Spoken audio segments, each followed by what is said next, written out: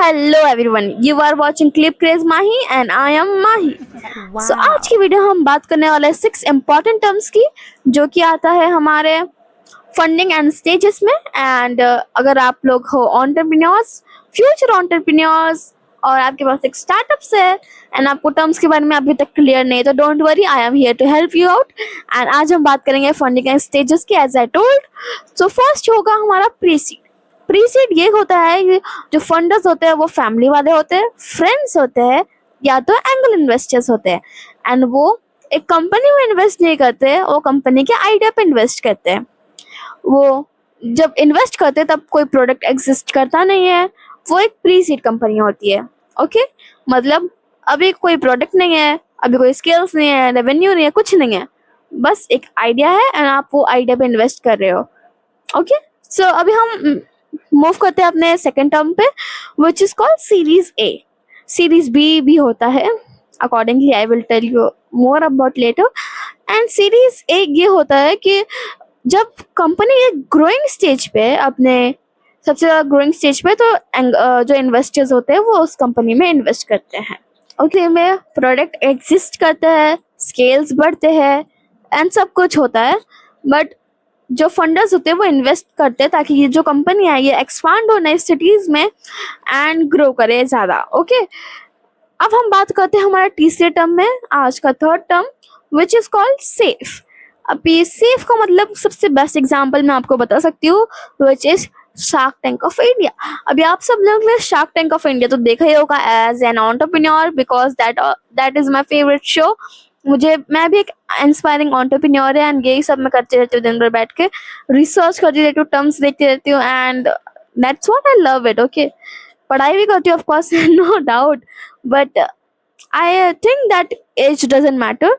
मैंने जैसे आपको बताया शार्क टैंक ऑफ इंडिया, जैसे आप जानते हो, सेफ का मतलब ये होता है जो फंडर्स होते हैं वो कोई फिक्स डेट नहीं होता, कोई इंटरेस्ट नहीं होता, वो फंड करते कंपनी में एक इक्वालिटी के रूप में। जैसे कि फाउंडर्स होते हैं 2% इक्वालिटी की, 3% इक्वालिटी, आपने शार्क टैंक में देखा ही होगा, नहीं देखा हो तो वो जाके देखो, आपको थोड़ा और ज़्यादा नॉलेज मिलेगा कि एक फंडर्स पिच कैसे करते हैं। ठीक है, so let's talk about our next and last 3 terms more. बात करते हैं ब्रिज राउंड की। अभी ब्रिज राउंड जैसे जो टर्म है आप सभी में से बहुत लोगों ने सुना होगा, बट बहुत लोग जानते नहीं होंगे, या it was normal for me, मैं भी नहीं जानती थी पहले। बट हाँ, जो इन्वेस्ट होता है वो, जो इन्वेस्टर्स होते हैं ना, वो लोग और ज़्यादा इन्वेस्ट करते हैं कंपनी को जब ताकि वो अपने नेक्स्ट माइलस्टोन पे पहुंचे और वो लोग अनलॉक कर सके series B. I think now you understand what this mean by series B. And for example, एक स्टार्टअप है जो 4 महीना उसको बचा है, तब तक वो अपना मिलस्टोन अचीव कर सकता है और सीरीज बी को अनलॉक कर सकता है, बट अभी तक वो अचीव किया नहीं है उसने, तो फिर इन्वेस्टर्स और ज़्यादा इन्वेस्ट करते ताकि वो लोग अपना सीरीज बी अनलॉक कर सके। ठीक है, अब we will talk about burn rate. Burn rate वो होता है जो एक कंपनी स्पेंड करती है हर महीने प्रॉफिटेबल बनने के बिना। Confusing right? एंड मुझे भी बहुत थोड़ा सा कंफ्यूजिंग लगा था, but guys trust me, completely normal है। स्टार्टअप है जो हर महीने 80K स्पेंड करता है और कितना कमाता है, 30K, तो नेट बर्न कितना हुआ, 50K का, राइट? तो that is called burn rate. और बाद में कंपनी प्रॉफिटेबल भी होती है, डोंट थिंक कि वो लॉस में जा रही है। हम इस वीडियो के लास्ट टर्म के बारे में बात करने वाले हैं, विच इज रनवे। ओके, तो ये थोड़ा सा कंफ्यूजिंग हो सकता है for you all, but don't worry. तो रनवे होता है, रनवे वो टर्म होता है दैट मीन्स कि कितना महीना है कंपनी के पास सरवाइव करने के लिए, लाइक अ डेडलाइन, राइट? मतलब उसके पास एक कंपनी के पास कितने महीने है सरवाइव करने के लिए before hitting the current rate जो उसको मिला है, करंट बर्न रेट जो उसका है।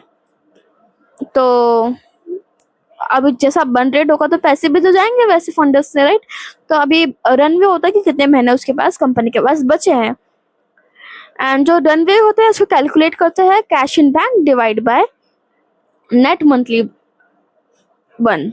ओके, सो अभी अगर आपकी कंपनी रनवे से गुजर रही है, फॉर एग्जाम्पल अभी आपकी कंपनी रनवे से गुजर रही है, तो आपको 6 मंथ पहले से ये फंडर्स को ढूंढना स्टार्ट कर देना चाहिए, क्योंकि अगर लेट हो गया तो अगर आपको फंडर्स मिले नहीं so company would be in loss.